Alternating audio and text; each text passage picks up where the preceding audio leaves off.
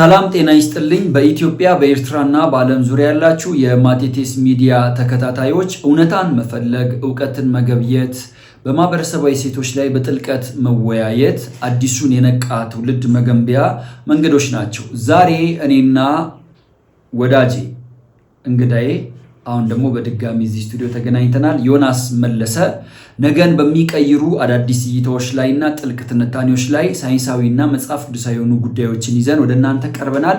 እስከ መጨረሻው ደቂቃ ድረስ ቆይታችሁ ከኛ ጋር እንዲሆን በአክብሮት እንጠይቃለን።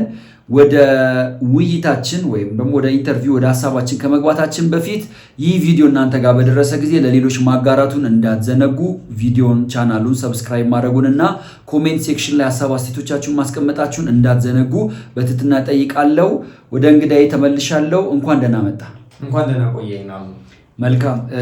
አንድ ጊዜ ተገናኝተን አንድ ቪዲዮ ሰርተን ነበር። አሁን ደግሞ በድጋሚ በጣም አስገራሚ በሆነ ርዕሰ ጉዳይ መተናል።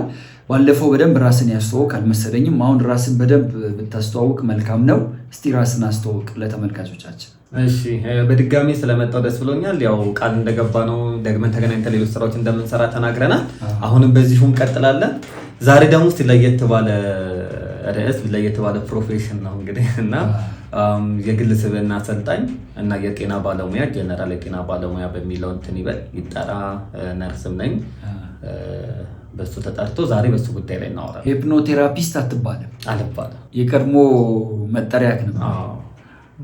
ደስ ይላል። እስቲ ለምን እሱንም መጠራት እንዳልፈለግ የሚጠሩ አሉ አይደል? አሉ። ሂፕኖቴራፒስት ተብሎ የሚጠሩ አሉ። ላይክ ኢንጂነር ዶክተር ምናምን እንደሚባለው አለ። አሁን አንተ እሱን ደግሞ በዛ መጠራት አትፈልግም፣ ትተዋል። ሙያውን ስለተውቅ መጠሪያውንም አትፈልገውም። የተውክበትንም ሪዝን ከመተው በፊት ደግሞ ነገሩንም በደንብ አድርገህ ምን ብለን እንጥራው? ርዕስ ዘመናዊ ድግምት በለው ለአንተ እንደሚመች ዘመናዊ መተት ነው ያስኬዳል። አሁን ስናወራ ሂፕኖሲስን ስናነሳ ስፒሪቹዋል ሂፕኖሲስን ስለሆነ ዲቴል የምናወራው፣ ስለዚህ ዘመናዊ ድግምት የሚለው ዋሪበር ብቻ ለአንተ ለምን። እስቲ ምንድነው ሂፕኖሲስ ምንድነው ከሚለው እስቲ ከቃሉ ትርጉም እንጀምር። ከዛ ደግሞ ስለ ታሪካዊ አመጣጡም ከቻልክ እና በደንብ ጊዜም አለ ነፃ ሆነ ብታወራ ደስ ይለኛል። እሺ፣ ሂፕኖሲስ አጠቃላይ ምንድነው? ሰዎችን ወደ ተረጋጋ የአእምሮ ስቴት ላይ መመለስ ወይም ማስገባት ነው። በሶስተኛው ወገን ነው የሚደረገው። አንተ አለህ፣ ጭንቅላት አለ፣ ከዛ ሌላ ሶስተኛው ወገን ሂፕኖቴራፒስት ማለት ነው። ባለሙያው ሂፕኖቴራፒስት ይባላል። በሶስተኛው ወገን ነው በአንተ በጭንቅላትህና በአንተና በጭንቅላትህ መካከል ላይ የሚገባ ማለት ነው። ስለዚህ ሶስተኛ ወገን ተብሎ ነው የሚጠራው። ሁለት ፐርሰኖች በእኔና በጭንቅላቴ ማን የሚገባ ባለሙያ ማለት ነው። አንተ ራስህ አንድ ስላልሆንክ ውስጥ ሁለት ስለሆነ ሁለት ብቻ ነኝ። ያው ኮንሽስ እና ሰብኮንሽስ ማይንድ የሚያስበውና በላይ አለመሆኔ ጥሩ ነው። ያው ሳይንሱ ብዙ ነገር ስለሚያመጣብን እና እንደዛ ነው እንግዲህ ላይክ ሂፕኖሲስ። አሁን ሂፕኖቲዝም የሚለው ስም ከመምጣቱ በፊት ጥንትም የነበረ ነው። አይ ቲንክ ስሙ ማን ነው? ፍራንስ አንቶንስ ሜዝመር የሚባል ሰው ነው አስጀምሮት የነበረው እና እንስሳዊ መግነጢሳዊ ሀሳብ የሚል አስተሳሰብ ይዞ ነበር የመጣው። ከዛ 19ኛው ክፍለ ዘመን ላይ ደግሞ ያው ጄምስ ሂፕኖቲዝም ብሎ ሰጠው። ከዛ እያደገ ሲመጣ አንተ ቅድም ስናወራ እንደነበረው እንደነ ሲግመንድ ፍሬድ ያሉ ደግሞ በደንብ አሳድገውት ሞደርን አደረጉት ማለት ነው። በአጠቃላይ ሀሳቡ ምንድነው? በተለያዩ ችግር ውስጥ ያሉ ሰዎችን ወደ ቀድሞ ሁኔታቸው እንዲመለሱ የሚያስደርግ ሙያ ነው። ክሊኒካል ሂፕኖሲስ ይባላል። ክሊኒካል ማለት በሆስፒታል ውስጥ በትክክል ሳይንሳዊ፣ ሱዶ ሳይንስ አይደለም። ሱዶ ሳይንስ ማለት በሳይንስ ያልተረጋገጠ ግን ደግሞ የሚሰራ ማለት ነው። ግን ሳይንሳዊ በሆነ መንገድ የሚተገበር የሚሰራ ነው። ኒውሮኖች ላይ ነው በአብዛኛው የሚሰራው ነገሩ፣ እንደዛ ነው። ያው ዛሬ ግን ከኔ ጋር የምናወራው ደግሞ ያው ስፒሪቹዋል ሂፕኖሲሱን ነው ማለት ነው። ስፒሪቹዋል ኦኬ። ከዛ በፊት ክሊኒካል ሂፕኖሲስ ከምንድን ነው ሰውን የሚያክመው የሚፈውሰው? ያው በተለያዩ ችግር ውስጥ ላሉ ሰዎች ይሰራል። ለምሳሌ የአእምሮ መዛባት ያለባቸው ሰዎች፣ የአእምሮ መዛባት ማለት የኬሚካል ኢምባላንስ ሲሆን አይደለ፣ ወደ እብደት ሲገቡ፣ ሱስ ውስጥ ሲገቡ፣ ራሳቸው ማወቅ ያቃታቸው ሰዎች፣ ሚሞሪ ሉዝ የሚያደርጉ ሰዎች ላይ በደንብ ይተገበራል። ሪሃቢሊቴሽን ሴንተር ላይ ይሰጣል በደንብ። ምንድነው? በሰብኮንሽስ ማይንዳቸው ውስጥ ያለውን ሀሳብ ነው ሪፕሮግራም ማድረግ ነው ነገርየው ማለት ነው። እንደውም ፓራዳይም ቢውልድ ይደረጋል። ውቅረ ልቦና መስራት ማለት ነው። በሌላ አማርኛው ሌላ አማርኛ ያለው አይመስለኝም። ውቅረ ልቦና ነው የሚባለው። ፓራዳይም ማለት ነው። ፓራዳይም ቢውልድ ይባላል። ፓራዳይምን መቀየር። ይሄ ሰብኮንሽስ የሚባለው የውስጠኛው የአእምሯችን ክፍል የሀሳብ ጥርቅሞች አውቶማቲክ በሆነ መንገድ የሀሳብ ጥርቅሞች ያሉበት ስለሆነ ከዛ ነው ወደ ተግባር የሚገቡ። ስለዚህ እሱ ውስጥ ያሉትን ቼንጅ ለማድረግ የሚረዳ ሳይንስ ሂፕኖሲስ ነው። የት ነው የተማርኩት ትምህርቱ? የተማርኩት በኦንላይን ነው። አሜሪካን ሂፕኖሲስ አሶሲዬሽን ይባላል። እዛ ነው የተማርኩት። እንደዛ ነው። ኦኬ። አስማት ነው ብለው የሚያስቡ አሉ። ምን ትላለህ? ሂፕኖሲስ አስማት አይደለም። አሁን የምናወራው ክሊኒካል የሆነው ልክ አንድ ሰው ኒውሮሎጂስት እንደሚባለው፣ ሳይካትሪስት እንደሚባለው፣ ሳይኮሎጂስት እንደሚባለው ሂፕኖቴራፒስት ተብሎ ይጠራል። አስማት አይደለም። ግን ላይክ አሁን ገና አሁን ከላይ እያወራን ስለሆነ ነው። ግን ስፒሪቹዋል ስለሆነ እያወራን ከሆነ ግን ቅድም መግቢያ ላይ እንደተናገርኩት ድግምት ነው እንደተባለው። ለምንድን ነው መጠራት ያልፈለግከው? ሂፕኖቴራፒስት ተብለ መጠራት ያልፈለግከው? ምክንያቱም ያየኸው አንድ አሉታዊ ነገር ስላለ ነው። አሁን አንተ ክሊኒካል ምንድን ነበር ሂፕኖሲስ አለ ክሊኒካል ነውም ብለሃል። አንድ ሰው በሱስ ውስጥ የገባ ሰው ከሱስ እንዲወጣ እንዲያገግም የሱሰኞች ማገገሚያ ማዕከልም ውስጥ እንደዚህ አይነት ሙያ ያላቸው ሰዎች ያገለግላሉ ማለት ነው። ስለዚህ በጣም ፖዚቲቭ የሆነና ጥሩ ነገር ነው። እና አንተ ለምንድን ነው ያልፈለግከው? ያየኸው አሉታዊ ነገር አለ? የተማርኩት ትምህርት በራሱ እንድታወው ወደ ውስጥ ስንገባ ስናወራው እኔ የምሰራቸው ተግባራቶች ምን እንደሆኑ ስታውቃቸው ከዛ ሂፕኖሲስ የተጠቀምኩበት ቦታ ስትሰማውና ማውራታችን ስለማይቀር ስናወራው ከዛ የተማርኩት ምን እንደሆነ ትረዳዋለህ። ወደዛ ለመግባት ወሬውን ከየት እንጀምር? አንተ ከተመቸ ያው ጠያቂው አንተ ስለሆን እሺ፣ ቀጥታ ብንገባስ እንችላለን። ቸኮልክ? አይ ስለ እሱ ላይ ነው አሁን እሱን ነገር ማወቅ እና በደንብ እንዲብራራ እንችላለን። ጥያቄዎችም ከዛ ጋር ተያይዞ ስለሚመጡ ማለት ነው እንችላለን። ምንድነው ስፒሪቹዋል ሂፕኖሲስ የምንለው? አንድ ሰው መንፈሳዊ ማንነቱን የሚያሳድግበት ነው። እንግዲህ አሁን ይሄ የክርስቲያን ሚዲያም ሁለገብ የሚነካም ስለሆነ አንተም ክርስቲያን ስለሆንክ እንደ ክርስቲያን አንድ ሰው መንፈሳዊ ሊሆን የሚችለው ከእግዚአብሔር ዘንድ ነው። ሁለት መንፈሳዊ ዓለሞች እንዳሉ እናውቃለን። የእግዚአብሔር መንፈስ እና የሰይጣን መንፈስ ብለን የምንጠራው አለ። ከሁለቱ ዓለም ውጪ ሌላ ቦታ መሄድ አይችልም ሰው ማለት ነው። ስለዚህ አንድ ሰው ያለው መንፈሳዊ ዓለም ሊያነቃ ነው ሲባል ሰው ክርስቲያናዊ ሊሆን እንደማይችል ትገምታለህ። ቢኮዝ አንድ ሰው መንፈሳዊ ዓለሙን ሊያነቃ የሚችለው በክርስትና ውስጥ በክርስቶስ ነው፣ በእግዚአብሔር ቃል ነው፣ ክርስቶስን በመቀበል ነው። ስለዚህ ከዛ ውጭ ያለ የትኛው መንፈሳዊ ዓለምን ለማንቃት የሚሰራ ስራ ከሰይጣን ነው ማለት ነው። ስለዚህ እዚህ ጋር የሚደረገው መንፈሳዊ እንቅስቃሴ ወይም ደግሞ መንፈሳዊ ማንነትን ለማንቃት የሚባለው ላይክ አንድ የሆነ ዓለም ሰይጣናዊ የሆነ ዓለም ሊሰጥህ የሚችለው ውስጥ ነው ማለት ነው የሚመደበው። ስለዚህ ስፒሪቹዋል ሂፕኖሲስ የምንለው ከሜዲቴሽን ጋር የሚገናኝ ከሎ ኦፍ አትራክሽን ጋር የሚገናኙ እንዲሁም ዩኒቨርሳል ሎው ኢነርጂ ላይ እንትን የሚሉ ከዛ ቻክራ ብለን የምንጠራቸው አሉ። ምናልባት በኋላ እናነሳዋለን ብዬ አስባለሁ ስለ ቻክራዎች። እነሱን ከማንቃት አንጻር የሚነሱ ናቸው ሂፕኖሲስ የምንለው ማለት ነው። ሶ ምንድነው የሚደረገው? ወደ ውስጥ ገብተህ ንቃተ ህሊናህን ማሳደግ፣ መንፈሳዊ ማንነትህን ማሳደግና ማብቃት ነው በዋናነት ማለት ነው። ስለዚህ ከውስጥ ወደ ውጭ ወጥተህ የምትኖርበት ነው። ሶ መንፈስ አለው ማለት ነው። መንፈሳዊ ማንነትን ለማሳደግ ከሆነ በሁለት ከፍለን ማየት እንችላለን ነው ክሊኒካል እና ስፒሪቹዋል ብያለሁ መጀመሪያ እንደተናገርኩ። ስለዚህ አንተ አሁን በጣም የቆየኸው ብዙ ነገሮችን ኤክስፒሪየንስ ያደረገው ክሊኒካሉ ላይ ሳይሆን ስፒሪቹዋሉ ላይ ነው። ሞራው ገብቼ ሜዲቴሽንን ማስተምር ስለነበረ እሰራም ስለነበር ስለዚህ አሁን ያቆምኩበት ሪዝን የተገለጠልህ መሰለኝ። ያቆምኩበት መንገድም ስለዚህ አስማት ነው የሚሉ ሰዎች ከዚህ ከስፒሪቹዋሉ ተነስተው ነው። ከስፒሪቹዋሉ አንጻር ከተነሳ አስማት ነው። ምክንያቱም ሙሉ በሙሉ ጀነራል እንትን ማድረግም ስለማንችል ነው። ተነስታ አስማት ነው ስትል ሆስፒታል ላይ የሚሰሩትንም ሰዎች ነው የምገላቸው። ስለዚህ እሱ ደግሞ ትክክል አይደለም። ያው ሕክምና ስትታመም ማስቀድመህ ትሄዳለህ፣ ያክሙሃል እነሱ ማለት ነው። እንደዛ ስለሆነ ነው። ኦኬ። ስለዚህ እንዴት ገባህ? ማለትም መጀመሪያም ስልጠናውን ስትወስድ በስፒሪቹዋሉ ነው ወይስ በክሊኒካሉ ነው? በኦንላይን ያንን ትሬኒንግ ስትወስድ የወሰድከው? መጀመሪያ ጀነራል ኮርስ ነው የወሰድኩት። እሱን ከመውሰድ በፊት አስቀድሞም እዛ ነገር ውስጥ ነበርኩ። ለማሳደግ በሚል ነው ገብቼ የወሰድኩት ማለት ነው። እንዴት ነው መሰለ? ከማንበብ ነው የጀመርኩት። መጽሐፍቶችን ያው ከፍልስፍና ጀምረህ እያነበብኩ ስትመጣ ቪዲዮችን ስታይ ከዛ ደግሞ ኢትዮጵያ ውስጥም አሉ የሚያሰለጥኑ ምናልባት ስም አልጠቅስም እንጂ እሰራባቸው የነበሩ ያው ስለሚያውቁኝ ብዙ ሰዎች ይረዳሉ ምን ለማለት እንደምፈልግ። ስለዚህም ማር ነበር አሰለጥንም ነበረ። ሰው ያንን ለማሳደግ በሚል ነው ገብቼ ሪሰርቾችን ሳይ ሪከመንድ ብትደረግ እዛ እንደማር ተነገረኝ። አየሁትኝ ቆንጆ ነው። ከዛ ላይ ሰብኮንሺየስ ማይንድን ከማንቃት አንጻርና ስፒሪቹዋል ማንነቴን ቢውልድ ከማድረግ አንጻር ነው። ቀድሞ ስፒሪቹዋል ማንነት አልነበረ በክርስትናው ነው እኮ። እንዴት ማለትም እኔ አሁን አዲስ ስፒሪቹዋል ነገር ውስጥ መግባት አልፈልግም። አንድ ጊዜ የማልወጣበት ስፒሪቹዋል ላይፍ ውስጥ ገብቻለሁ።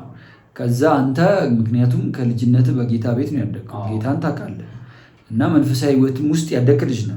እንዴት ወደ ሌላ መንፈሳዊ ህይወት ውስጥ ወይም የነበርክበትን የመንፈስ ዓለም ወደሚቃረን መንፈሳዊ ልምምድና ህይወት ውስጥ እንዴት ልገባ ቻልክ? ምንድነው አሁን አንተ ያለበት ወይም አሁን ያለውበት መንፈሳዊ ዓለም ጥገኛ እንድትሆን ያደርጋል። ጥገኛ እንድትሆን ያደርጋል ማለት የምትንቀሳቀሰው፣ የምትበላው፣ የምትጠጣው እያንዳንዶቹ ነገሮች በሆነ አካል ፈቃድ ውስጥ ነው፣ በእግዚአብሔር ፈቃድ ውስጥ ነው። ገብተዋል። የምታደርገውም ስትበላም ለእግዚአብሔር ክብር ነው፣ ስትጠጣም ለእግዚአብሔር ክብር ነው። ኢቭን ጸሎት ስትጸልይ ሁላ ላይክ በቃ ጥገኛ ነህ አይደል? ጥገኛ ነህ ማለት ነው ጸሎት የጸለይክለት አካል ሲመልስልህ ነው የጸሎትን ፍሬ የምታገኘው። ጥገኛ የሚለው ቃል እኔ አልወደውም። አይነ ቆይ አንዴ ለመሰለ ምክንያቱም ስለጸለይክ ባትወደውም ብትወደውም ያ ጸሎት የጸለይክለት አካል ካልመለሰልህ በስተቀር የጸሎትን ፍሬ ስለማታገኝ ግንኙነታችንን ከእግዚአብሔር ጋር ያለንን ግንኙነት ህብረት ብለን ብንገልጽ መጽሐፍ ቅዱሳዊ ስለሆነ ህብረት እና ጥገኝነት ይለያል። አሁን ጥገኝነት ህብረቱ ቢፈርስ ምን ትሆናለህ ነው ወይ? ቆይ ጥገኝነት ትንሽ አሉታዊ የሆነ ትርጉም አለው። ጥገኝነት አንዳንድ ሰው ኢንዲፔንደንት መሆን ስለማይችል ነው ዲፔንደንት የሚሆነው። አባባሌ ገብቷላ። ግን ከዛ ይልቅ በፍቅር የተመሰረተ ህብረት የሚለው ህብረቱ ባይኖር ምን የምትሆን ይመስላል? እስቲ ጠይቅ። ከራሴ ካለውበት ሃይማኖት ካለውበት የመጽሐፍ ቅዱስ እውነታ ተነስቼ ሳወራ ያንን ህብረት ባጣ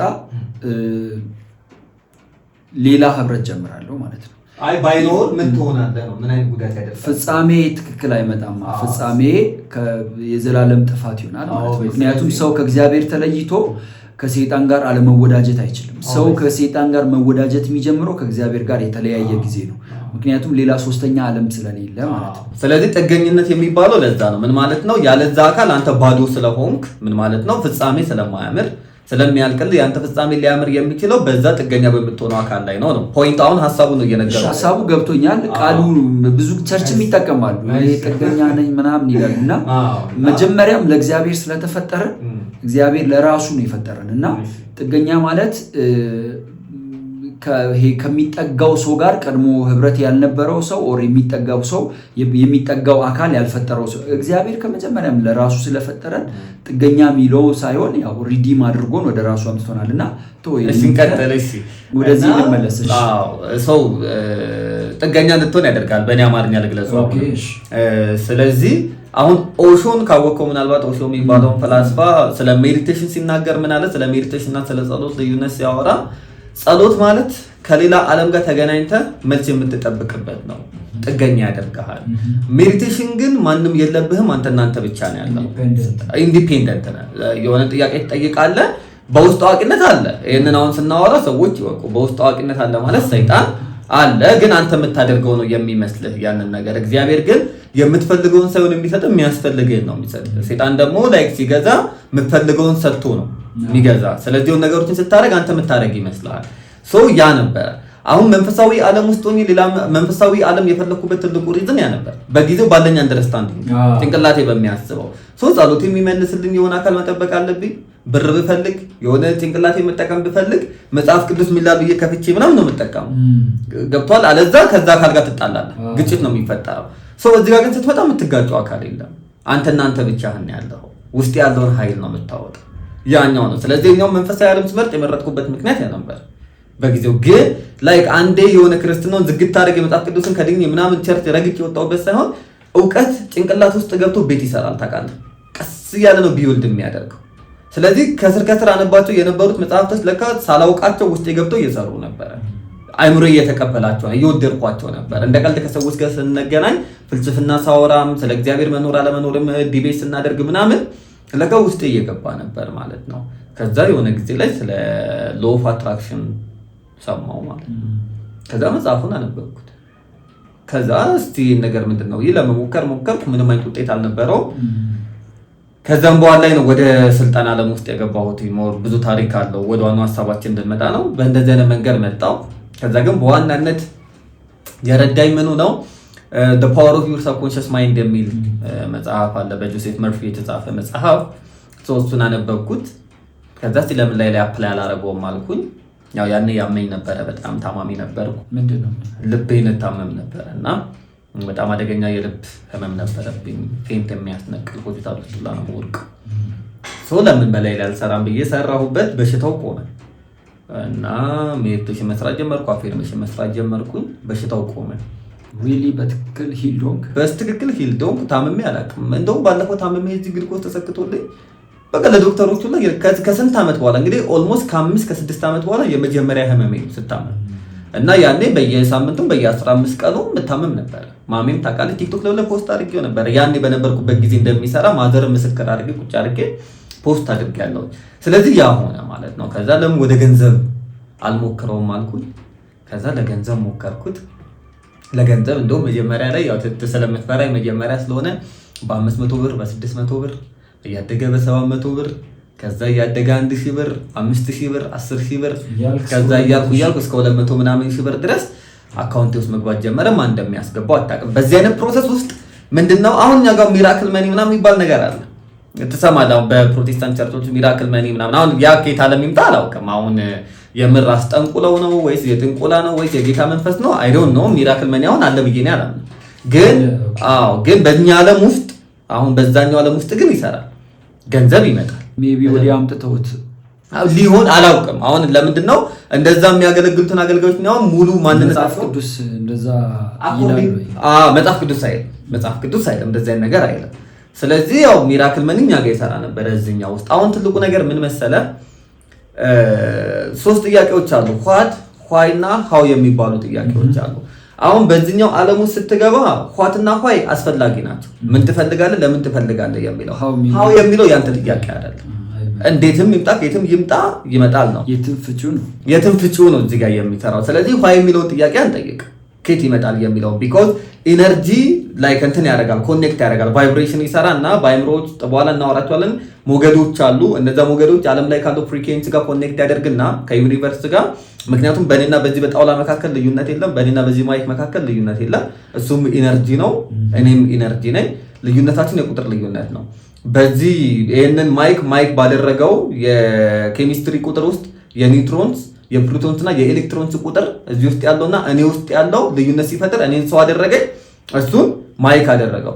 ጭፍጭፍ ቢደረግ የመጨረሻው አተሞቹ ላይ ብንደርስ የኔም የሱ ውስጥም ተመሳሳይ ነው፣ እዛ ላይ ነው። ስለዚህ አሁን እኔ መኪና ብፈልግ በእኔና በመኪና መካከል ያለው ገብቶሃል ማለት ነው፣ የቁጥር ልዩነት ነው ያለው። ስለዚህ አንጨፍኝ ሜዲቴሽን ሳደርግ የዛን መኪና ፍሪኩዌንሲ ነው የምለቀው ማለት ነው። ሳይንስ የሚለው ያንን ነው። ከዛ ያ ይመጣል። መኪና ሰርቶልሃል። መኪና አልገዛው፣ አይ ለገንዘብ ለጤና ሰዎችን ለማጥመድ ያ ገንዘብ ጠቅሞሃል ጠቅሞሃል ወይ አንተ ምን እኮ ያን ያህል ገንዘብ አይተህ እንዴት ነው መውጣቱ ላንተ የቀለለህ ነው? አይ መውጣቱም የቀለለኝ በቃ እግዚአብሔር ወደ ቀልብ ሲመልስ ነው። ምንድነው እግዚአብሔር በዓለም ውስጥ ማለማመድ ያለበትን ነገር አለማመደህ። ከዛ ቤት ውስጥ በስነ ስርዓት እንድትሰራ አደረገ። ያንን ነው ማምነው እና በጣም ቀሎኝም ነው የወጣው።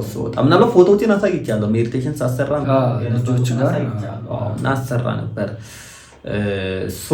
በዛ ኑሯቸውን መስርተው የሚኖሩ አሉ፣ ባለጠጋ የሆኑ በጣም ስሙን ይጠራሉ እና የምታውቃቸው ሰዎች አሉ። አሁን ላይ እንደ በፊቱ አሁን እስቲ ፕሮሰሱን ንገረን። ለምን እንዴት ፕሮሰስ ይነገራል?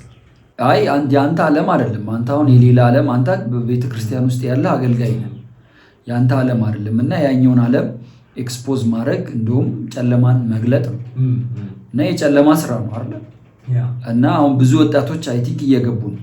ሀገራችን ደግሞ ያለችበት ነባራዊ ሁኔታ በየትኛውም መንገድ ሰው ገንዘብ እንዲያገኝ የሚገፋፋ ሁኔታ ላይ ነው ያለው። አሁን በዚህ ክፉ ዘመን ገንዘብ ዋጋው በወደቀበት ኑሮ ጣራ በነካበት በዚህ ዘመን ቀርቶ በደናው በደጉ ዘመንም የኛ ሕዝብ ጠንቋይ ቤት መሄድ የሚፈልግ ነው።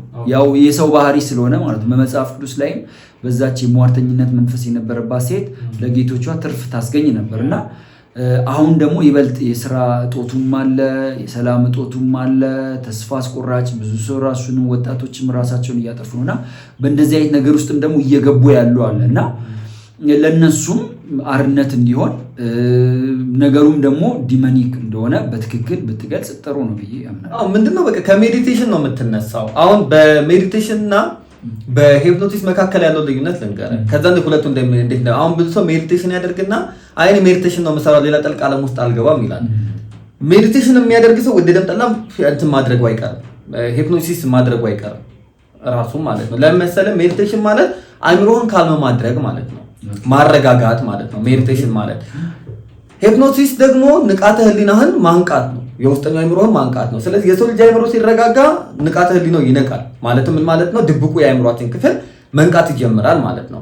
ስለዚህ አንድ ሰው ሜዲቴሽን ሲያደርግ ይኸውልህ ቡድሃ ምን ብሎ ገለጸው መሰለህ? ስለ ሜዲቴሽን ሲያወራ ሁለት አይነት ሜዲቴሽኖች አሉ አለ። ባሃቫና እና ዮጋ የሚባል ሜዲቴሽን አለ አለ ሲናገር። ሁለቱ ናቸው የሚታወቁት። ሜዲቴሽን የሚል ቃሉ ላይ የለም። ባሃቫና ኤንድ ዮጋ ነው የሚባሉት። ባሃቫና የምንለው ምንድነው? ዴቨሎፕ ዩር ማይንድ ማለት ነው። አይምሮን ማሳደግ በንባብ በሆኑ ስኪሎች የምታሳድግበት ነው። ዮጋ የሚባለው ግን ጥበብን መፈለግ ነው። ጥበብን ስትፈልግ የምትገባው ወደ ውስጥህ ነው። ወደ ውስጥ ስትገባ ከራስ ጋር የምትነጋገረው። አሁን አኮርዲንግ ቱ ክርስቲያኒቲ እንዴት ነው እኛ የምናምነው? ክርስትናችን ከውጪ ወደ ውስጥ ነው። እግዚአብሔር ነው መጥቶ ወደ ውስጣችን የገባው። ገብቷል? ከውስጣችን ወተን አይደለም ፈልገን ይዘን ያመጣ ነው። እሱ ነው ወደኛ የመጣው። ከዚህ ግን ስትመጣ ወደ ውስጥ ገብተህ ነው የምትፈልገው። ገብቷል? ስለዚህ ምን ብሎ ይናገራል? አደ ኢንድ ኦፍ እንትን ሰው ጥበብን ሲፈልግ መጨረሻ የሚገናኘው ከቡድሃ ጋር ነው የሚለው።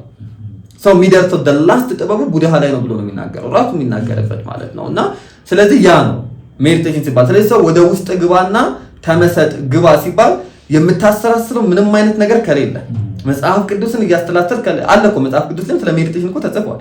ማሰላሰል የሚባለው ግን there is something የምታሰላስለው ነገር ቃል አለ። ቃሉን ወስደህ ነው የምታሰላስለው። እዚህ ግን የምታሰላስለው ነገር የለም። ጸጥ ነው የምትለው ወደ ውስጥ ገብተህ ምንም አይነት ሐሳብ የለም። ለምሳሌ እግራችንን አጣመርና አቀመጣለሁ። መጀመሪያ ቤቱን ፊል ማድረግ ጀምራለሁ። ከዛ ቤት ውስጥ ያለው ነገር ምንድነው? እዛ ጋር ምድር የተቀመጠው አይምሮን መሰብሰብ ማለት ነው። የአይምሮ ሐሳቦቹ ተሰብስበው ስቴት ኦፍ ፎከስድ አቴንሽን ነው።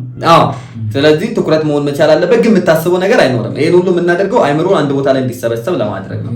ከዛ ትጨፍናለህ፣ ቤት ውስጥ ያሉትን ነገር ታሰላስላለህ።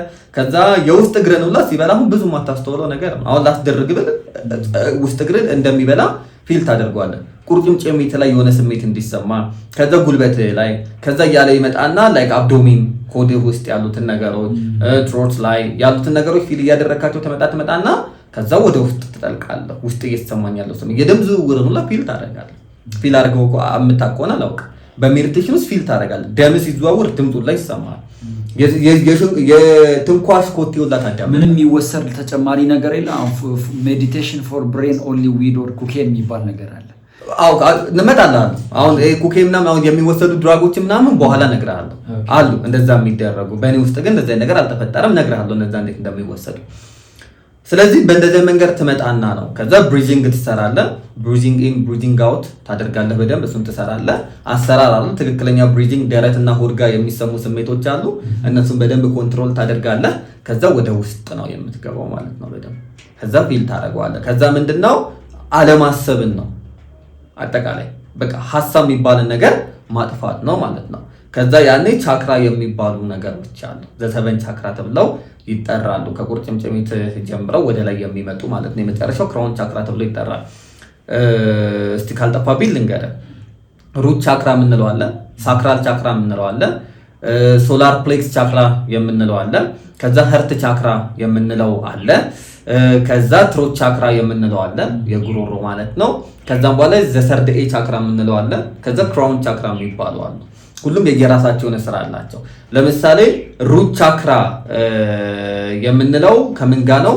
ከመሬት ጋር የሚገናኝ ነው። ከጥንካሬ ጋር ከደህንነት ጋር የሚገናኝ ነው።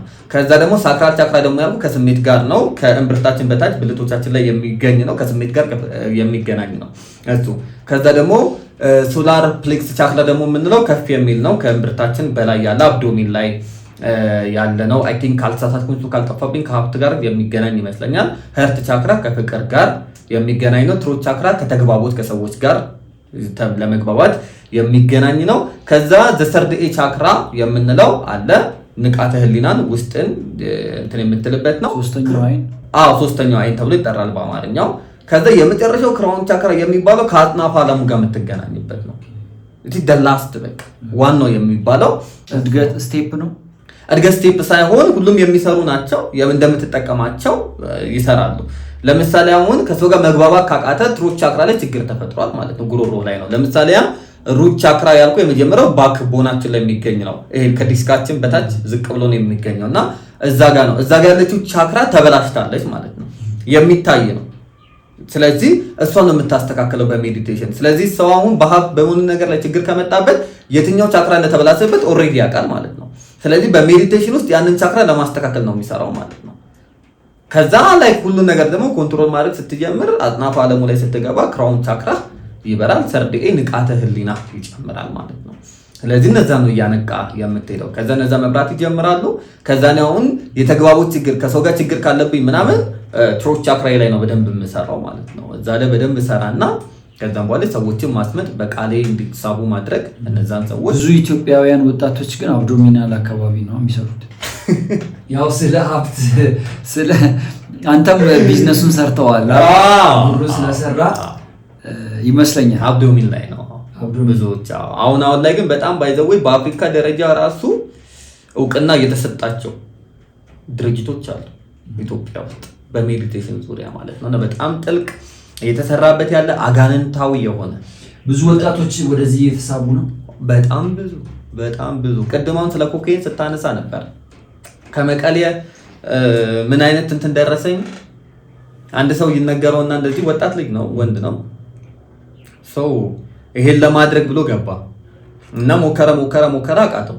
ከዛ ከሱ ጋር አንድ ፍሬንዱ ነበረ ከአዲስ አበባ እየሄደ እኔ ኮንድ እንዲህ ነው የምጠቀመው አለ። ምን ላድርግ ሲለው ድራግ ተጠቀማለሁ። ድራግ ስትጠቀም በተፈጥሮ ምንድነው የሚያደርግ ክሪቲካል ማይንድን ይከፍተዋል። ከዛ ሰብኮንሽስ ማይንድ ብቻ ነው የሚሰራው። ለዛ ነው የሰከረ ሰው ቃል ይገባል ሲሳደብ ምናምን ልክ ሲነቃው ዳይምሮ ሲመለስ እኔ ብዬ ነበር ይላል። ውስጠኛው የአእምሮአችን ክፍል ስሜት ብቻ ነው ያለው። ለምሳሌ መግደል ከፈለግ ግደል ነው የሚለው ምን እንደሆነ አያውቅም። በእውነትና በውሸት መካከል ያለው ልዩነት አይረዳም የሰው ልጅ ውስጠኛ የአእምሮ ክፍል። ሁሉም ነገር ትክክል ነው፣ አመክንያዊ አይደለም፣ ሎጂክ የለውም። ስለዚህ 95% የሚሆነው የአእምሮአችን ክፍል እሱ ነው። ገብቷል። እንደውም አንድ ሳይንቲስት አለ ዶክተር ጆቪ ዲስፒኔዛ እንደውም ሲናገር 88 ነው ይላል እና እሱ 95 ነው እንጂ የሚለው ሌሎቹ ባለ ሳይንሶች ሲናገሩ ምንድነው የሚሉት 12% የሚሆነው የአእምሮአችን ክፍል እንትን ነው ቲንከሩ ነው የሚያስበው፣ 88% ደግሞ የሚሆነው ውስጣዊ ነው ማለት ነው። ስለዚህ ህይወትህ ሞር የሚቆጣጠረው ይሄኛ የአእምሮ ክፍል ነው፣ ሰብኮንሽስ ማይንድህ ነው። ስለዚህ ላይክ ጀለስ እንትን ብሎ ሜዲቴሽን ለማድረግ ሲሞክር ምንድነው የሚሆነው? የሚያስበው የአእምሮ ክፍል የለም፣ ስሜቱ ብቻ ነው የሚነዳው። ያን ሰይጣን የሚጨመርበታል። ከዛ ያን ሰው ወደ ሌላ ቦታ ይከተዋል። ከዛ ያ ልጅ እንደዛም ሆኖ እንትን ማድረግ አልቻለም፣ ሰክሰስፉል መሆን አልቻለም። አደንደፍ ዘዴ ሱሰኛው ነው ቀረ ልጅ። ለምንድን ነው ምኑ አልሰራለትም? ስቴቱ እንዴት ማስኬድ እንዳለበት አያውቅም። የጨፈነ ሁሉ ሜዲቴሽን ያደርጋል ማለት አይደለም። ስለዚህ በእንደዚህ አይነት መንገድ ነው እንትናም ያስደርግ ነበረ። ምናልባት ዶክመንተሪውን አይተህ ከሆነ ኦሾ ያስደርግ ነበር። ኢቭን ራቁቱ ላይ ያስጨፍር ነበር። በሴክስ ላይ ሁላ የሚያደርጉ አሁን አንዲት ልጅ መታ ታስታውስም ሴክስ በጣም ኢነርጂ ነው ናም ብላ ስታወራ ቅድም ስናወራ የነበረው ከሰባቱ ቻክራዎች አንደኛው እሱ ነው። በሴክስ ጊዜ ላይ የሚነቃ የሰው ልጅ ከወገብ በታች ከእምብርት በታች ከወገብ በታች ሳይሆን የሚባለው ከእምብርት በታች ተብሎ ነው የሚጠራው ሲጠራው እና በሴክስ ጊዜ የሰው ልጅ ኢነርጂ ይጨምራል። አፍተሮል ይሄ ሳይንሱ የሚያረጋግጠው ነው። ማለት ኢነርጂ ይጨምራል ማለት የክሬቲቪቲ አቅሙ ይጨምራል፣ ከፍ ይላል። አብዛኞቹ ፈጠራዎች የተፈጠሩት ሴክስ በሚያደርጉበት ወቅት ላይ የመጡ ሀሳቦች ናቸው እና እንደዛ ነው። ግን በጣም በኮንቲነንት ደረጃ አፍሪካ በጣም ሴክሹዋል ኮንቲነንት ነው። እነሱ ከስሜት ያለፈ አይደለም። አሁን ሌሎቹ ለፈጠራ ሁላ ነው የሚጠቀሙበት። ፈጠራ ለማድረግ ሁላ ሲሞክሩ አምንበታል። ይሄን አንክደው። ምክንያቱም ሱዶ ሳይንስ አይደለም፣ ሳይንስ ነው። ሱዶ ሳይንስ ማለት የሳይንስ ማረጋገጫ የሌለው ማለት ነው። ይሄ ግን ሳይንሳዊ ነው። የሳይንስ ቻክራዎችንም ታምናለህ? አያም በእነሱ አላምንም። አሁን ስለ ሴክሱ ስላወራን እንደዛ ያልኩ እንጂ በቻክራዎቹ አላምንም። ቢኮዝ ስፒሪቹዋል ነው፣ መንፈሳዊ ነው። ገብቷል።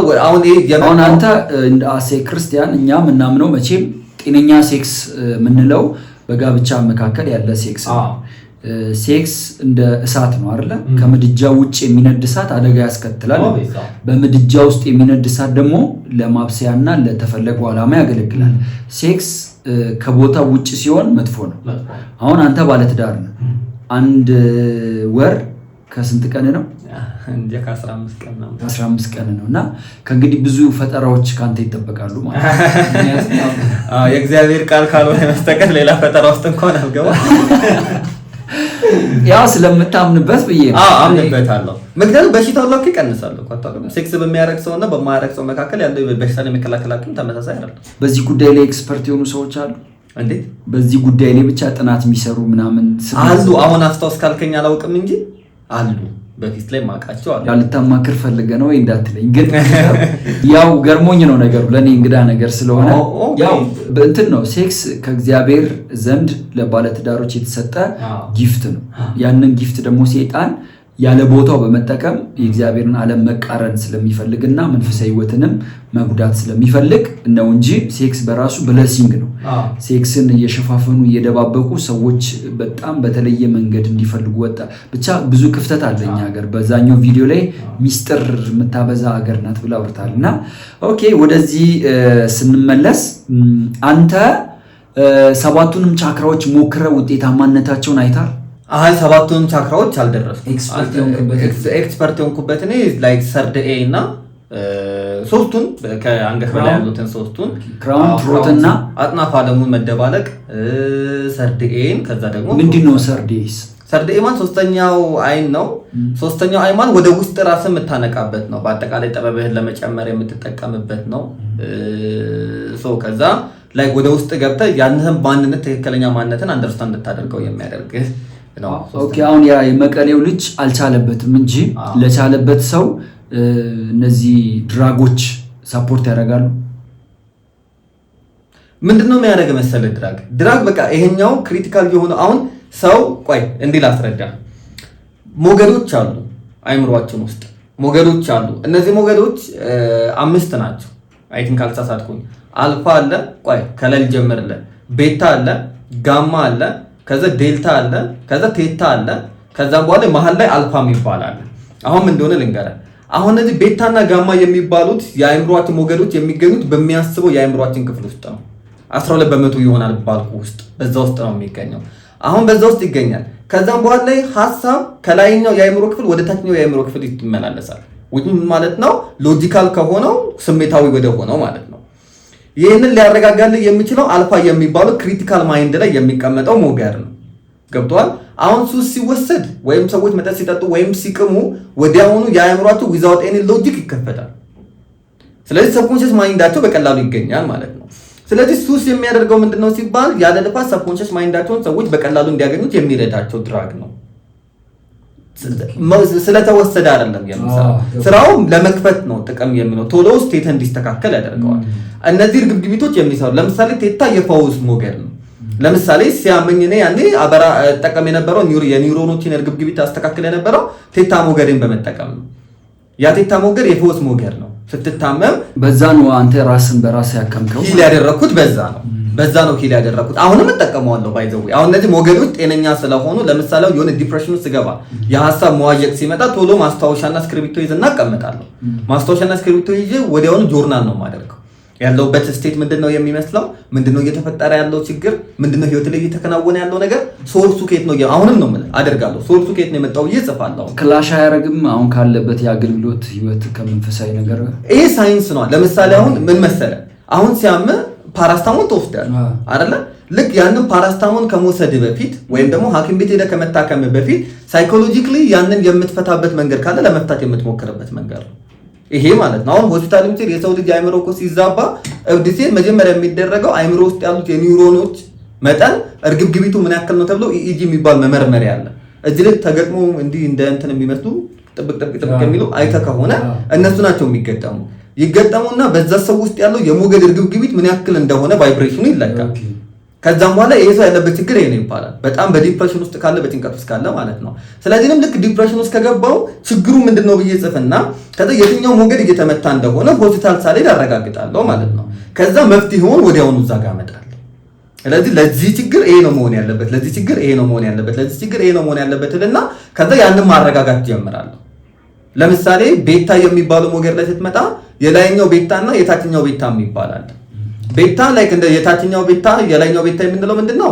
እንደ ዝንጀሮማ የአእምሮ ክፍል ነው። ዝንጀሮን ሳለው ዝንጀሮ ለምሳሌ ከአንድ ዛፍ ወደ ሌላ ዛፍ ከአንድ ዛፍ ወደ ሌላ ዛፍ ላጥላጥላጥላት እያለ ይሄዳል። ልክ እንደዛ ነው። ሐሳቡ አይረጋጋም። ይሄ የሚፈጠረው እንዴት ነው? ለምሳሌ ሰው በጣም እንትን የሚጸጸት ከሆነ በትላንትና ችግር ውስጥ የሚወጀቅ ከሆነ ፍርሃት ካለበት ቤታ የሚባለው ሞገድ እርግብግቢቱ ይጨምራል። በዛ ጊዜ ሰው ማይንዱ ኢምባላንስ ይሆናል ማለት ነው። ስለዚህ ለዲፕሬሽን ይጋለጣል።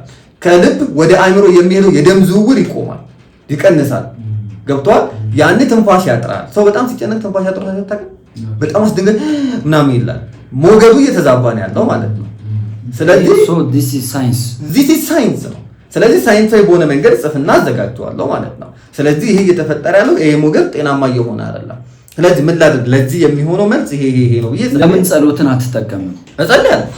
እጸልያለሁ። ምን ማለት ነው? አሁን እንዴት አምናለሁ? ሁሉም ነገሮች በጸሎት ይፈታሉ ብዬ አላስብም። ለምሳሌ ስለታመም ከመምን ሁሉ እጅ ተጭኖ ተጸልዮበት ትድናለህ ማለት አይደለም። ሐኪም ቤት መሄድ ካለበት ትሄዳለህ፣ ትታከማለህ። ስለዚህ አንዳንድ ችግሮች የራሳቸውን ሕክምና ያስፈልጋቸዋል ብዬ አስባለሁ። ስለዚህ እኔ ጸልያለሁ እግዚአብሔር መረጋጋትን እንዲሰጠኝ። ከዛ ባለፈ ደግሞ የራሴን ትጋት መኖር አለበት ብዬ ደግሞ አስባለሁ። ራሴን ትሪት ማድረግ አለብኝ ማለት ነው። ስለዚህ ሳይንሳዊ በሆነ መንገድ ያንን አደርጋለሁ። ሳይንሳዊ ስለ እንዲህ እንረዳው ሕክምና ነው። አሁን የሆነ ዲፕ የሆነ ክሮኒክ የሆነ ዲፕሬሽን ውስጥ ብገባ ሳይኮሎጂስት ጋር ሄጄ ታከም የለም። ስለዚህ ልክ ያን ሕክምና እኔ ቤቴ ውስጥ በሙያዬ እያደረኩት ነው ማለት ነው። ሐኪም ቤት ሳልሄድ ራሴ እየሰራሁት ነው። ስለዚህ ይሄ ከመንፈሳዊ ዓለም ጋር የሚያገናኘው ነገር የለም። ራይቲንግ ነው፣ በቃ መጽሐፍ ነው። ከዛ ችግሮችን መለየት ማለት ነው ያለበት። አንተን ቁጭ ብለህ ለምሳሌ በማሰብ ያለብህ ችግር ምን እንደሆነ የትጋኔ ሳትኩት ምናምን ትላለህ አይደል? የኔ ደግሞ ሳይንሱን ስለማውቀው ኒውሮኖችን ስለማውቅ ያንን ጽፋለሁ ማለት ነው። ከዛ የትኛው ኒውሮን ችግር እየፈጠረ እንደሆነ እረዳለሁ ማለት ነው። ከዛ ያንን ኒውሮን እንዴት ማረጋጋት እንዳለብኝ አውቃለሁ ነው ባጭሩ። እሺ፣ ስለ ሎ ኦፍ አትራክሽንስ ምን ትላለህ? ይሰራል። አሁን ጥያቄው መሆን ያለበት ይሰራል ወይስ አይሰራም ማለት ነው። ትክክል ነው ወይስ ትክክል አይደለም የሚለው ጋር ነው ትልቁ ኩዌሽን መሆን መቻል ያለበት። ለምን ሰይጣንም ስለሚሰጥ እንደምናውቀው ማለት ነው። ሎ ኦፍ አትራክሽን ይሰራል ወይ? አዎ ይሰራል። ምንድነው? የስበት ህግ ነው። ማንኛውም ነገር ላይክ ተፈጥሯዊ የራሱን ህግ አለው። ምን ማለት ነው? ይሄንን ዕቃ ወደ ላይ በወረውረው ይወድቃል። ግራቪቲ ስላለ ናቹራል የሆነ ህግ ነው። የሚታመነውም ነገር ምንድነው? በሎ ኦፍ አትራክሽን ላይ ይሄም ህግ ነው፣ የተፈጥሮ ህግ ነው። ታስባለህ፣ ያሰብከውን ነገር ምን ታደርገዋለህ? ወደ አንተ ትስበዋለህ ነው። ስለዚህ ለዛ ነገር የሚመች ቫይብሬሽን ወይም ሞገድ በአእምሮ ውስጥ ማዘጋጀት፣ ከዛም በኋላ ስቴት ጤናማ መሆን አለበት። ከዛ ያንን ቫይብሬሽን ስትለቅ አጥናፈ ዓለሙ ላይ ይሄድና አጥናፈ ዓለም ከማይታየው ወደሚታየው እንዲመጣ ያደርገዋል ማለት ነው። ስለዚህ ኦልሬዲ መኪናው አለ፣ ቤቱ አለ፣ ትዳሩ አለ፣ ኤቭሪቲንግ አለ። ካንተ የሚጠበቀው ስቡ ማምጣት ነው። ስለዚህ ኔሚት ክሌሚት የወርድ ኦፍ ፌዝ አስተማሪዎች ጋር ይገናኛል ማለት ይገናኛል። እሱን ይጠቀማል። ይህንን እንዴት ታየዋለህ አንተ? አሁን እንደ አገልጋይ ከመጽሐፍ ቅዱስና ከክርስትና አንጻር ሎ ኦፍ አትራክሽን እንዴት ታየዋለህ? አሁን ላይ ወደ ክርስትናው ላይ ስንመጣ ሙሉ በሙሉ ስህተት ነው። አሁን ላይ ለምን? በመጽሐፍ ቅዱስ ውስጥ አንድ ነገር ስለፈለግከው ታገኘዋለህ አይደለም። የእግዚአብሔር ፈቃድ ስላለበት ነው የምታገኘው። ምክንያቱም እግዚአብሔር ሁሉ ለራሱ ዓላማ ፈጥሮታል ብሎ ነው የሚናገረው መጽሐፍ ቅዱስ። ስለዚህ የተፈጠረው ለራሱ ዓላማ ነው። በዚህ አይነት ሙቭመንት ውስጥ ያሉ ሰዎች ግን እንዴት ነው እግዚአብሔርን የግል ሰራተኛቸው ነው የሚያደርጉት? ገብቷል? የሆነ ነገር ይፈልጋሉ፣ ያ ሰራተኛቸው እንዲሰራ ያደርጉታል ማለት ነው። ስለዚህ እግዚአብሔርን ከማገልገል ይልቅ እግዚአብሔርን ወደ መገልገያነት ይጠቀሙበታል። ከዛ ደግሞ እግዚአብሔርን በህይወታቸው ዋና ጉዳይ ከማድረግ ይልቅ ጉዳይ ገዳይ ጉዳያቸውን እንዲፈጽምላቸው ፍላጎታቸው እንዲሞላ ከእርሳቸው እንዲሞላ ወደ ማድረግ የሚፈራቸውን ላይ ይመስላቸዋል። አንዳንዶቹን እግዚአብሔር የሚፈራቸውን ላይ ይመስላቸዋል። አባ ተናግሬያለሁ የናድርግ ምናምን ነገር እና ፈርተው ምናምን የሚያደርግ ነው ይመስላል። እና እነሱ ናቸው ኦቶሪቲ ያላቸው ባለስልጣኖቹ እነሱ ናቸው በእግዚአብሔር ላይ ነው። ግን መጽሐፍ ቅዱስ ሲያስተምር አንድ ጥቅስ ልጥቀስልና ከዛ ጥያቄ ይቀበላለሁ። ሮሜ ላይ ይመስለኛል አይ ቲንክ የሚናገረው እግዚአብሔርን ለሚወዱት እንደ ሐሳቡም ለተጠሩት ነገር ሁሉ ተያይዞ ለበጎ እንዲደረግ እናውቃለን ይላል። በዚህ ጋር በጣም ሁለት ቃሎችን ማስተዋል አለብን። እግዚአብሔርን ለሚወዱት የመጀመሪያው ነው። ከዛ እንደ ሐሳቡም ለተጠሩት ነው የሚለው። ስለዚህ ሰው አንድ ነገር ተያይዞ መጥፎም ይሁን ጥሩም ይሁን ለበጎ የሚሆንለት እግዚአብሔርን መውደድ አለበት። ከዛ እንደ እግዚአብሔር ፈቃድ ደግሞ መመላለስ አለበት። ስለዚህ እግዚአብሔርን ፈቃድ ካገኘ በኋላ በዛ ፈቃድ ላይ ለሚፈጠረው ለማንኛውም ችግር ሪስፖንሲቢሊቲውን እግዚአብሔር ይወስዳል ነው ፖይንቱ። ገብቷል? ስለዚህ አሁን የእግዚአብሔር ፈቃድ በክርስቶስ ያለውን እኛ እንድናስቀጥል ነው በምድር ላይ። ስለዚህ ያ ነው ፈቃዱ። የእግዚአብሔርን ፈቃድ እየኖርኩኝ ነው። በዛ ፈቃድ ውስጥ ከተገኘ ችግር ይድረስብህ፣ ታሰር፣ ተራብ፣ ተጠማ፣ ብር አይኑር፣ ፖቨሪቲ ውስጥ ግባ፣ ከዛ ፕሮስፔሪቲ ውስጥ ና፣ የትኛውም ነገር ተያይዞ ለበጎ ይሆንልሃል እንጂ ፈለግኩን ታገኛለህ የሚል የትኛውም መጽሐፍ ቅዱስ ክፍል ላይ እንዲሁም ማርቆስ ላይ ያለውን ማርቆስ 11 አይ ቲንክ የሚጠቀሙት እሱን ነው እነሱ ማለት ነው። ለሚለምን ሁሉ እንደሚሰጥ መጽሐፍ ቅዱስ ይናገራል። ሰው ደግሞ የሚለምነው የሚፈልገውን ነገር ነው። ስለዚህ ሰው የሚፈልገውን ነገር ሁሉ ቢለምን እግዚአብሔር የሚፈልጉትን ነገር ቢሰጣቸው ምን ችግር አለ? አሁን አንተ አባባሌ ገብቶሃል? ቃሉ ካለ ምን ችግር አለ? ለሚለምን ሁሉ እግዚአብሔር የሚሰጥ ከሆነ የሚለምን ሰው ደግሞ የሚፈልገውን ሁሉ ከለመነ እግዚአብሔር ከሰጠ እንዴት ታስተርቋል? አሁን ካወራው ሐሳብ ጋር ምንድነው ትልቁ ነገር መታሰብ ያለበት? አንተ በልጆች ላይ ስልጣን አለ አይደለ? ላይክ ልጆችህን ከወለድክ በኋላ ልጆች የሚመሩት በቤት ውስጥ በአንተ ፈቃድ ስር ነው። አንተ ቤት እየኖሩ እስከሆነ ድረስ ፕሪንሲፕሉ የምታወጣው የቤቱን አንተ ነህ። እዛ ቤት የሚመሩት በአንተ ነው። እግዚአብሔር ሲፈጥረን ቀደም እንደጠቀስኩልህ ጥቅስ ነው፣ ሁሉ ለራሱ ዓላማ ፈጥሮታል ብሏል።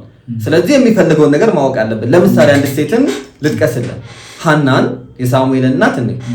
ዓመት በመጣ ቁጥር ቤተ መቅደስ እየሄደች በእግዚአብሔር ፊት ትጮኻለች። ችግሯ ምን ነበረ? የልጅ ችግር ነበረ። ትጸልያለች፣ ጠብ የሚል ነገር የለም። በአንደኛው ጊዜ ላይ ግን ሄዳ ትጸልይ፣ እግዚአብሔር ማህፀኗን ከፈተላት ይላል። ስለዚህ የዘጋው ራሱ ነበረ ማለት ነው። ከፈተው ካለ ዘግቶት የነበረው ራሱ ነው። ለምንድን ነው ማህፀኗ የተከፈተ ስትል የጸለየችውን ጸሎት አስተካክላ ነበረ። ብትሰጠኝ መልሼ እሰጥሃለሁ ብለው ነበረ። ስለዚህ ሐና ያደረገችው እዛ ጋር ምንድነው ሲባል የእግዚአብሔር ልብ አግኝተዋለች። ስንለምን እንደ ፈቃዱ ነው መለመን ያለብን። እሱ ያለው ፈቃድ በእኛ ላይ ሊፈጽም ያለው ፈቃድ ምን እንደሆነ ልናውቅ ይገባል። አለማመናችን እንደዛ ነው መሆን ያለበት። ገብቷል? አሁን ለልጅህ የመኪና ስላለ መኪና ገዝተህ ብትሰጠው በዚህ እድሜው አንድ ይጋጫል አይደለም?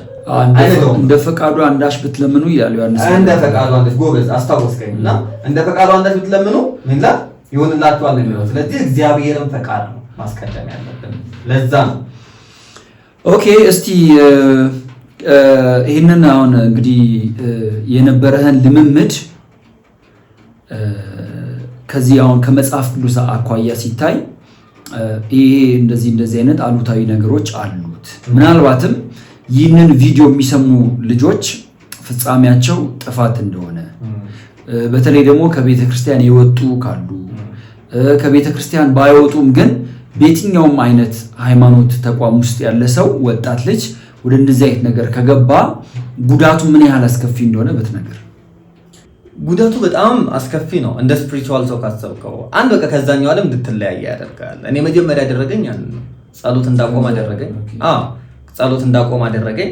ከዛን ቃል እግዚአብሔር እንዳቆም አደረገኝ። ከዛ ከቸርች ነው ያስቀረኝ። ከዛ ዘፈን ኖርማል ሆነ እኔ ጋር። ከዛ ዳንስ መደነስ እንትኖቻችን ላይ ስልጣናዎቻችን ላይ እንደነስ ስለነበረ ያ ኖርማል ሆነ። የምትጠቀማቸው ቃላቶች ኖርማል ሆኑ። እግዚአብሔር ላይ ሞክ ማድረግ ምናምን ጀመርኩ። ከዛ የመኖሩ አስፈላጊነቱ ላጣጣረኝ። በቃ ምን ይሰራል እግዚአብሔር ብዬ ዲክታተር ብዬ ወላ ጠርቼው አውቃለሁ። ወደ መኖሩን አልካድክም? መኖሩን ወደ ኤቲዝም አልሄድክም? ወደ ኤቲዝም አልሄድኩም። ግን በቃ ዲክታተር ነው። ሚስትን ያገኘው በእንደዚህ አይነት ስልጠናዎች ነው አይደለም? ሌላ ስልጠና ላይ ነው። ሌላ ስልጠና ላይ ነው። ምን አይነት ስልጠና ነው? ፐርሰናል ዴቨሎፕመንት? ፐርሰናል ዴቨሎፕመንት ስልጠና ላይ ያገኘኋት ሚስቴ። ፐርሰናል ዴቨሎፕመንት ላይ የሚሰጠው ዋና የስልጠናው ሀሳብ ምንድን ነው? ጎሉ ምንድን ነው? ስለ ዓላማ፣ እስኪልህን ስለማሳደግ፣ ድሪምህን እንዴት መቅረጽ ትችላለህ የሚሉትን እቅድ አወጣጥ፣ ጎል ሴቲንግ፣ ቅድም ጎል ያልከው እቅድ እንዴት ይወጣል፣ እንዴት ይፈጸማል የምትላቸውን እነሱ ላይ ስቲል አሁንም ሰጣለሁ። እነሱን አይነት ስልጠናዎች እኔ ሲኖረው ማገለግልበት አንደኛው መንገድ ያ። ስለዚህ ጤናማ ናቸው። እስኪልን ከመጨመር ይሄኛው አሁን ፓርት ነው በጣም ከበድ የሚለው ማለት ነው። እሱ ነው ከበድ የሚለው እና እስቲ በእግዚአብሔር ቃል እየመዘንክ ከዚህ ለምሳሌ ሰው ራሱን እንዳይቆጣጠር ያደርጋል አይደል? ሂፕኖሲስ ወይም ደግሞ በሰው አእምሮ እና በሰው ምን መሃል ነው ሶስተኛ ወገን ነው የሚገባው? በሰውና በሰው አእምሮ መሃል በሰውና በሰው አእምሮ ማለት ነውና አፍተር ኦል ያ ሰው ራሱን ሉዝ አያደርግም ማለት ራሱን ከቁጥጥር ውጭ አይሆንም። ይሄ አሁን የነገርኩ ይሄ በሰውና በአእምሮ መሀል ያልኩ የትክክለኛው ክሊኒካሉ ላይ ሲሆን ነው።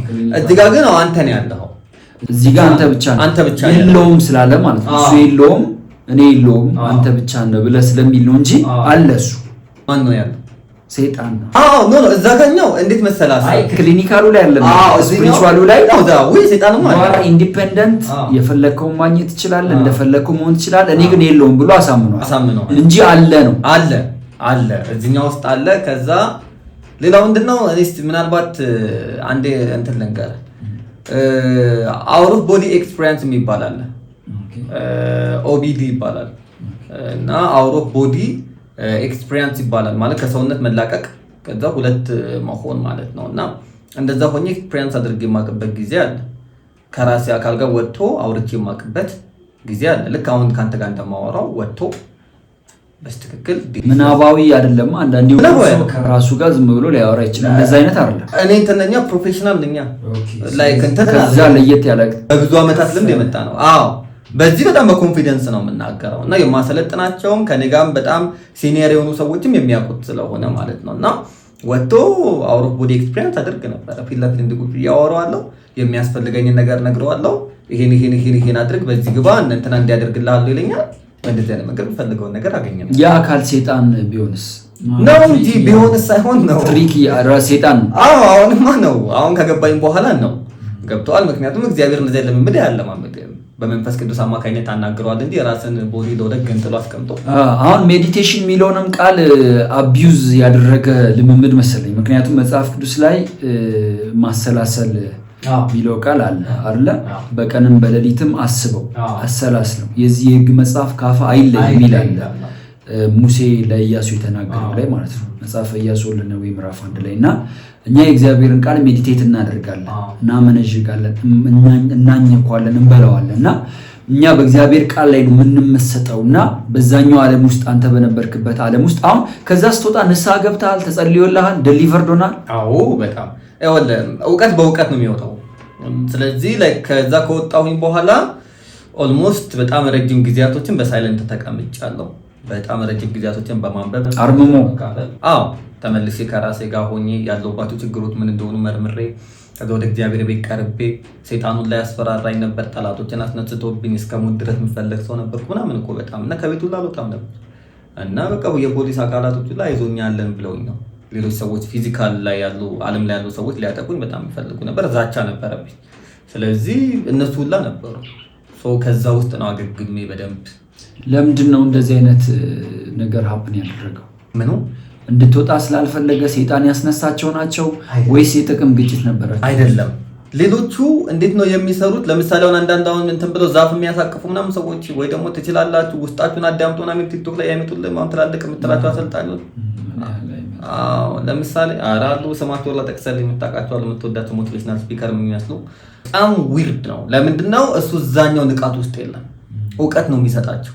ምክንያቱም ትክክለኛ ፕራክቲስ የሚያደርግ ባለቤትን ታውቀዋለህ፣ በቃ ፊል ታደርገዋለህ። እዛ ዓለም ትተዋወቃላችሁ ማለት ነው። ተገናኝተን አንተን አይ ገርሞኛል ነገሩ በጣም ጥልቅ እና በጣም ከባድ ነገር ነው። አሁን እዚህ ልምምድ ውስጥ ከየትኛውም የሃይማኖት ቡድን የመጡ ሰዎች ሙስሊምም፣ ኦርቶዶክስም፣ ጴንጤም ይገባሉ። ሙስሊም ጨዋ ነው ነው እንዴ?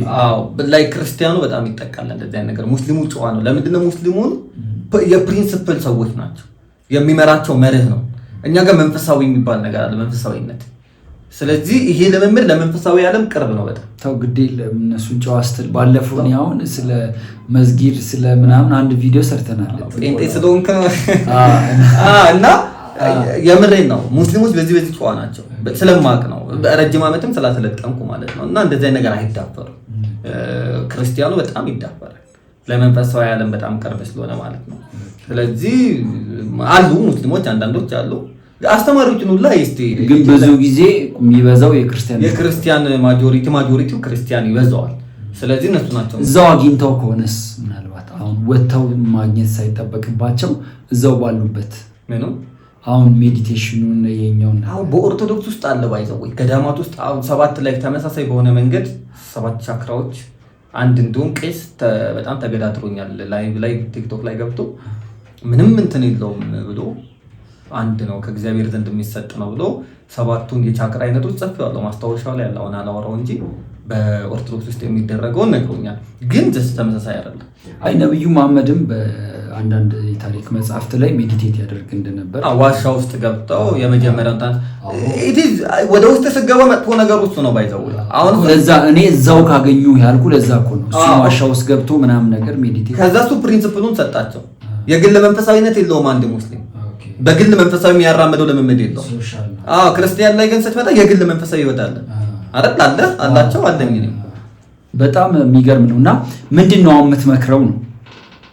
ምንድነው ምክር ሐሳብ ምንድነው? እንደዚህ አይነት ልምምድ ውስጥ ላሉ ሰዎች ከእግዚአብሔር ቃል ሐሳብ አኳያ እንዲህ ነው የእግዚአብሔር ቃል ራስን ስለመግዛት ነው የሚያስተምረው፣ ስለመጸለይ ነው፣ ህብረት ስለማድረግ ነውና የጎዳን ነገር ተናግራል እና እንዲወጡ እንደው መልእክት ብታስተላልፍ። ምንድነው ፖይንቱ? አጠቃላይ መሆን መቻል ያለበት ቅድም አንተ መጀመሪያ ላይ ብለዋል። በቃ አንድ መንፈሳዊ ህይወት ካለ ሌላ መንፈሳዊ ዓለም ለምን ያስፈልጋል ብለህ ተናግራል። ቲቲት በቃ ደሞስት ኢምፖርታንት በቃ ለምንድነው ሰዎች አሁን ክርስቲያን ነኝ ብሎ እንደ ክርስቲያን ማንኖር ሰዎች አለ።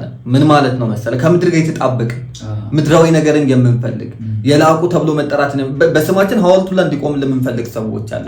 ስለዚህ ከምድር ጋር በጣም የተሰፋን ሰዎች ነን ብዙዎቻችን። የእግዚአብሔር ፍቃድ ምን እንደሆነ ለማወቅ አለመጓጓት፣ መቸኮል፣ ከምንም በላይ ደመነፍሳዊ ፍጥረት የሚባለው ቅድም የጠቀስነው ያ ነው።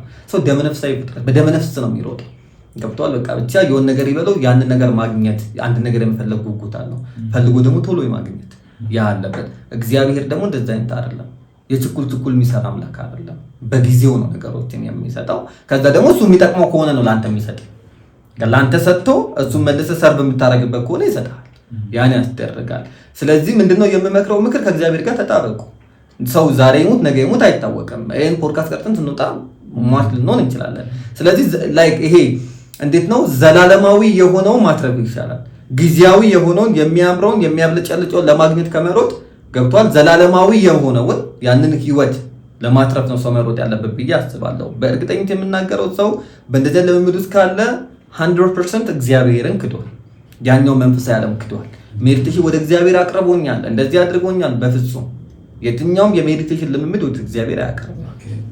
እሱ መናገርና ማሳወቅ ፈልጋለሁ። እንደው እስቲ አንድ ቀን ስናወራ ቸርች ውስጥ ስላሉ አንዳንድ ነገሮች ብለሃልና እሱን ነገር ክሊር ብታደርግ ቸርች ውስጥም እጅ ጭነው እንዴት እንደሚጥሉ ኦር ደግሞ ገንዘብ ስለ ፈውስም ከምን ጋር እንደሚገናኝ እኔ ያውቃሉ ብለኝ እንደውም በጣም ትኩረቴን የሳበው ያኔ ነው። እና በእንደዚህ አይነት ወይ ዲሲቭ የሚያደርጉ አገልጋዮች አሉ ብለህ ታምናለህ? አምናለሁ። ለምንድን ነው መሰለህ እንደዛ የማምነው?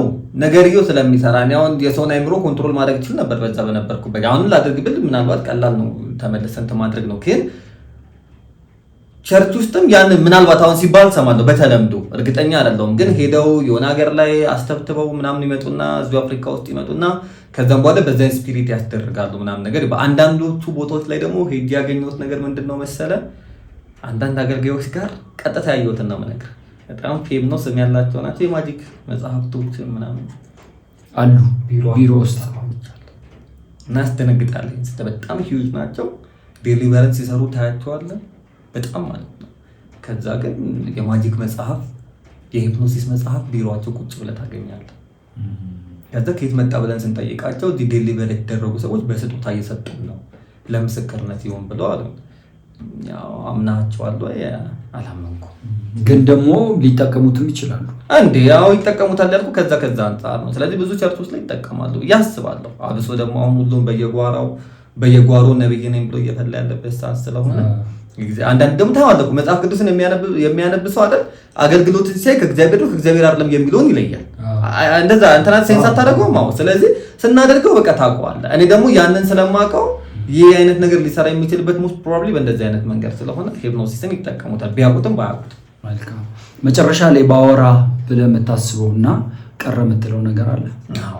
መጨረሻ ላይ ምንድነው በቃ እግዚአብሔር ይወዳቸዋል። ያንን መናገር ፈልጋለሁኝ። ከምንም በላይ ራሳችሁን ለእግዚአብሔር አሳልፋችሁ ስጡ። እንደዚህ ልምምድ ውስጥ ካላችሁ ደግሞ ወደኛ ኑ። በናዙም በኩል በኔም በኩል መጣችሁ በደንብ መነጋገር እንችላለን። አሁን ብዙ ሰዎች እየወጡ ያለ ይመስለኛል ከማወራቸው ሰዎች አንፃር ማለት ነው። እንደዛ ነው። ሌላው ስልጠና ሲባል ዝም ብሎ ለስልጠና አይሄዱ ወጣቶች። ስልጠና ለእንትን ሲኒማ እንትን ቦታ እንትን አዳራሽ ሲባል ሰዎች ተነስተው አይሄዱ። እነዛ ስልጠናዎች በማን ነው የሚሰጡት፣ ማን ነው የሚያሰለጥነው የሚለውን እሱ ይታወቅ። ከዛ ደግሞ አገልጋዮችን ያማክሩ። ቤተክርስቲያን ደግሞ ችላ ብላለች። አብዛኛው ጴንጤ ነው ባይዘው እንደዚህ ስልጠና ውስጥ ያለው። ይቅርታ ረጅም ጊዜ ስላሰለጠንኩና ስለማቅ ማለት ነውና አሰልጣኞቹም እነሱ ናቸው። አፍተሩ አብዛኛው የፕሮቴስታንት እምነት ተከታይ ነው የሚያሰለጥነው። ይሄ ከመልካም ወጣት ስልጠና ጋር አይገናኝም፣ በፍጹም አይገናኝም። እንደውም እዛ ሄደው ቢሰለጥኑ ይሻላል ከሌላው። ከዳይ ድሪምስ ጋርም አይገናኝም። ይገናኛል። እግዚአብሔር ይንቀላቸው ነው። ከዚህ በኋላ ከማገልገል ነው በሰርች ቦታ ላይ እንደለው። መልካም፣ በጣም ነው ማመሰግነው ዮኒ። የኔና ያንተ ነገር ይቀጥላል እዚህ ፖድካስት ላይ ደግሞ በሌላም ጉዳዮች ላይ እየተገናኘ እናወራለን እና ተመልካቾቻችን ይህንን ቪዲዮ የምታዩ ለሌሎች ሼር ማድረጉን በቲክቶክም ይሁን በፌስቡክም በሌሎች ሶሻል ሚዲያ ፕላትፎርሞች እነዚህ ቪዲዮዎች ሲለቀቁ ማጋራቱን እንዳትረሱ። በተለይ ደግሞ በእንደዚህ አይነት ልምምድ ውስጥ ያላችሁ ከቸርች የራቃችሁ መንፈሳዊ ህይወታችሁ የተመታባችሁ ልጆች ካላችሁ ኮንታክት ማድረግ ትችላላችሁ። ዮኒ አቬይለብል ነው። በጣም ተግቶ ቤተክርስቲያን ውስጥ እያገለገለ ነው። እኔም አለው። መጻፍ ትችላላችሁ። ሊረዳችሁ ይችላል። በደንብ ስልኩንም አድራሻውንም ምናምን ማስቀመጥ ይቻላል። እናመሰግናለን። እንግዲህ በሌሎች ዝግጅቶች እስክንገናኝ ድረስ መልካም ጊዜ